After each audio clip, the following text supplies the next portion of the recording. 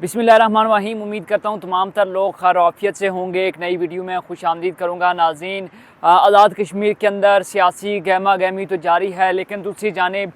जो अवामी action committee है वो एक मरतबा फिर सड़कों पर आने के लिए तैयार है, जहाँ पर जो हुकूमत है वो ये दावे करती हुई नज़र आती है कि उन्होंने सेहत कार्ड समेत जो 29 सितंबर से ऑनवर्ड जो लोग शहीद हुए थे अवामी एक्शन कमेटी के, उनके वर्सा को ना सिर्फ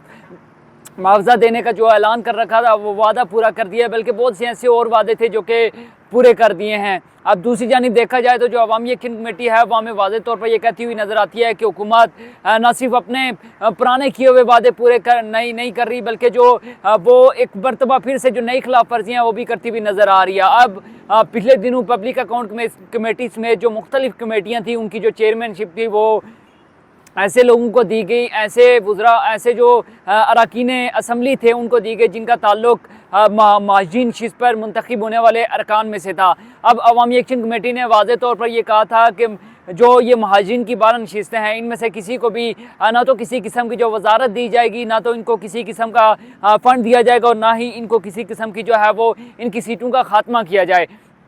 लेकिन हमें नज़र आ रहा है कि जैसा कि मुस्लिम लीग नून आज़ाद कश्मीर के सदर और जो अपोजिशन लीडर हैं शाह गुलाम कादिर साहब, उन्होंने वाज़ेह तौर पर कहा था कि हमारे होते हुए जो आज़ाद कश्मीर के अंदर जो महाजिन की 12 नशिस्तें हैं इनका खात्मा या इनको कम करने के हवाले से किसी किस्म की जो है वो बात नहीं हो सकती। तो एक हमें वाज़ेह तौर पर एक साइन नज़र आ रहा है, क्योंकि बहुत से लोग ये दावा भी कर रहे हैं कि शायद आने वाला जो इलेक्शन है उसमें जो हुकूमत है मुस्लिम लीग नून अपना आज़ाद कश्मीर के अंदर जो है वो अपनी हुकूमत बनाए। अब अगर यही सिनेरियो होता है, इसी पैटर्न को फॉलो किया जाए, तो शायद हमें एक लंबे अरसे तक आज़ाद कश्मीर में फिर जो सियासी अदम इस्तेकाम है वो आता हुआ नज़र आ रहा है। यानी कि इस्तेकाम लाना शायद आज़ाद कश्मीर के अंदर काफ़ी ज़्यादा मुश्किल होगा, क्योंकि नून लीग ने दो टोक और वाज़ेह अल्फाज में तो कह दिया। इस हवाले से जो साबिक़ वज़ीर आज़म राजा फ़ारूक कादर खान साहब, उनने भी वाज़ेह तौर पर कहा कि हम महाजिन की नशिस्तों के ख़ात्मे के हक़ में नहीं है, उनको किसी तौर पर जो है वो ख़त्म नहीं होना चाहिए। वो तहरीक आज़ादी कश्मीर की जो चूँकि आज़ाद कश्मीर बेस कैंप है, तो जो हुर्रियत की आदत है इससे काफ़ी डिसअपॉइंट होगी और दुनिया पर जो मैसेज जाएगा वो बड़ा ही गलत मैसेज जाएगा। अब यहाँ पर तमाम तर चीज़ें समझने वाली हैं। जो अवामी एक्शन कमेटी है वो भी अपनी जगह पे शायद किसी हद तक दुरुस्त है, क्योंकि ये जो 12 महाजर वुज़रा हैं इनमें से कोई वज़ीर ख़ज़ाना है, कोई आप करें कोई वज़ीर ट्रांसपोर्ट है, या मुख्तलिफ जो मिनिस्ट्रीज़ हैं जिनका तहरीक आज़ादी कश्मीर या आज़ाद कश्मीर से या फिर जो मकबूजा कश्मीर से उससे किसी किस्म का जो है वो उनका ताल्लुक हमें नज़र नहीं आता। लेकिन जो ये महाजरीन हैं इनका जो एक बयानिया बनाने की कोशिश की जाती है, या फिर जो हमारी मुख्तलिफ पार्टियां हैं जिनमें मुस्लिम कॉन्फ्रेंस हो गई, पीपल्स पार्टी हो गई या फिर नून लीग हो गई, हमें वो ये बयानियाँ बनाती हुई नज़र आती हैं कि जो आज़ाद कश्मीर के अंदर जो महाजिन है अगर उनकी नशिस्तों का खात्मा किया गया तो खुदा न खास्ता जो तहरीक आज़ादी कश्मीर है उसको किसी तौर पर जो है वो नुकसान पहुँच सकता है। बहरहाल एक बड़ा ही अहम सवाल यहाँ पर यह भी है कि आज़ाद कश्मीर के अंदर चूँकि दिसंबर का एंड चल रहा है और इस वक्त सर्दी अपनी पीक पे है,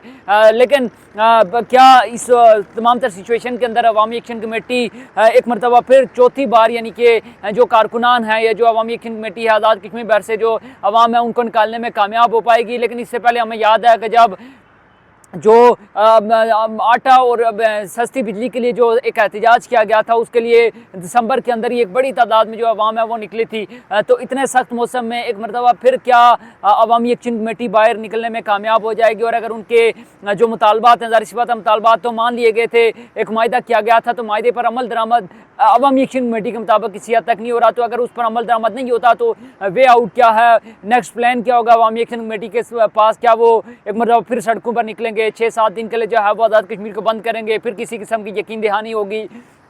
और कुछ लोग तो जिसको मैं सीरियस नहीं लेता, लेकिन कुछ लोग ये भी कह रहे हैं कि शायद आज़ाद कश्मीर के अंदर जो एमरजेंसी की सूरत हाल है वो लग सकती है, एमरजेंसी आज़ाद कश्मीर के अंदर जो है वो नाफिज की जा सकती है। बहरहाल इस हवाले से जो भी अपडेट होंगी वो आपके साथ शेयर करेंगे। लेकिन यहाँ पर हमें चूँकि अवामी एक्शन कमेटी काफ़ी ज़्यादा मुतहरिक नज़र आ रही है, अवामी एक्शन कमेटी ने वाज़ेह तौर पर भी ये कहा हुआ कि जो आज़ाद कश्मीर के अंदर जो आने वाले इलेक्शन है, यानी कि 2026 के अंदर जो इलेक्शन होने हैं उसके अंदर जो किसी भी पार्टी को जो है वो सपोर्ट करेंगे अगर खुद इलेक्शन के अंदर जो है वो हिस्सा नहीं लेते, वो इलेक्शन कंटेस्ट नहीं करते। तो ऐसी सूरत हाल के अंदर ज़ाहिर सी बात है, कल भी मैंने आपको बताया था कि मुस्लिम कॉन्फ्रेंस, नून लीग या पीपल्स पार्टी को तो सपोर्ट करेंगे नहीं, एक ही उनके पास ऑप्शन बच जाता है तहरीक इंसाफ का। तो अगर आज़ाद कश्मीर के अंदर जो चीफ इलेक्शन कमिश्नर है उनकी तकर्री हो जाती है और उनकी तकर्री के बाद आज़ाद कश्मीर के अंदर तहरीक इंसाफ को बतौर सियासी जमात तस्लीम कर लिया जाता है, तो क्या अवामी एक्शन कमेटी फिर उनको सपोर्ट करेगी। अगर सपोर्ट करती है तो फिर आज़ाद कश्मीर के अंदर शायद तहरीक इंसाफ एक मुस्तहकम पोजीशन पर होगी, एक मजबूत पोजीशन पर होगी। लेकिन उस सूरत हाल में भी जाहिर सी बात है जिस तरह से हम अगर देखें कि खैबर पख्तूनख्वा के अंदर जो हुकूमत है वो तहरीक इंसाफ की है, लेकिन जो वफाक और बाकी सूबों में हुकूमत है वो पीपल्स पार्टी या नून लीग की है, तो उस हवाले से भी काफ़ी ज़्यादा तहफ़्फ़ुज़ात का इज़हार करते हुए हमें जो KPK की हुकूमत है वो नज़र आ रही है। इसी तरह अगर आज़ाद कश्मीर के अंदर फिर अगर तहरीक इंसाफ की हुकूमत बन जाती है तो क्या वफाक उसके साथ हेल्प आउट करेगा, क्या वफाक उसको एंटरटेन करेगा या फंड जारी करेगा,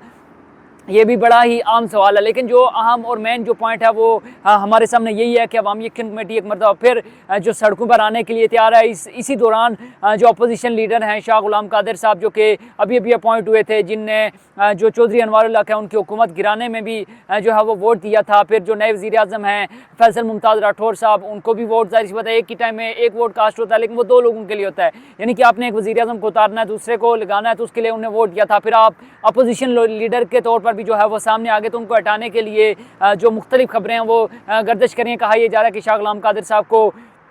अपोजिशन लीडर के ओहदे से हटाया जा रहा है। अब देखना यह है कि इस हवाले से जो तहरीक अदम एतमाद है वो पेश की जाती है या ये सिर्फ अफवाहें हैं, या फिर ये जो तमाम चीज़ें हैं सिर्फ महज बातों की हद तक है। इस हवाले से भी जो भी अपडेट होंगी वो गायब आपके साथ शेयर करते रहेंगे। आज़ाद कश्मीर के अंदर जो बिजली का मसला था या जो इंटरनेट की सर्विस थी वो भी काफ़ी ज़्यादा इशूज़ अपनी जगह पर मौजूद हैं। उस हवाले से भी जो हमें इंतज़ामिया या हुकूमत है वो कोई भी इंतजाम करती हुई नज़र नहीं आ रही। बहरहाल इस हवाले से भी जो भी अपडेट होंगी वो आपके साथ गायब शेयर करते रहेंगे। वीडियो के एंड में आपके साथ ये लाजमी कहूँगा कि अगर अभी तक आपने हमारे सोशल मीडिया प्लेटफॉर्म अंति कश्मीर को फॉलो नहीं किया तो जल्दी से फॉलो कर लें, ताकि आने वाली तमाम जो अपडेट है वो आप तक पहुँच सके। अपना बहुत सा ख्याल रखिएगा। मुझे दीजिए इजाज़त। अल्लाह हाफ़िज़।